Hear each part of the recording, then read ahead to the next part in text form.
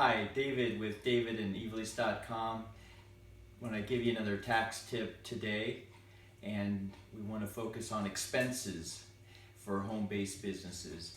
And there are 6 areas of expenses that you need to be aware of. If you take a look at my little whiteboard here, you'll see number 1 says paid within the tax year. So for an expense to be an expense, you actually have to pay the expense during that particular tax year. You can't apply a paid expense in a previous or current year for a prior year. Secondly, not a capital investment. A capital investment would be like a vehicle or would be like a computer, things like that. Those are not expensed, but you can recover the cost of those items if they're business related through what's called depreciation. And depreciation is just a fancy tax word for cost recovery.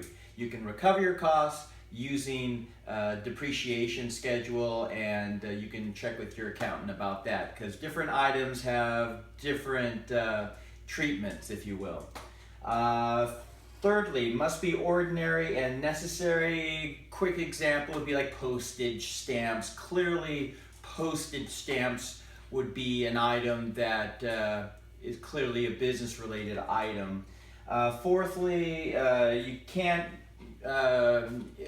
use startup costs. If you're starting a business for that particular year, you can't use those costs that are expensed for the startup of your business towards your regular expenses. Those get treated differently as well. Fifthly, not inventory. Hopefully that's not an issue, especially in MLM, in the MLM world. If you are still inventorying items, well, that's kind of old school, but hopefully that's not the case. Hopefully your company is actually shipping the items on your behalf, so that shouldn't be a problem.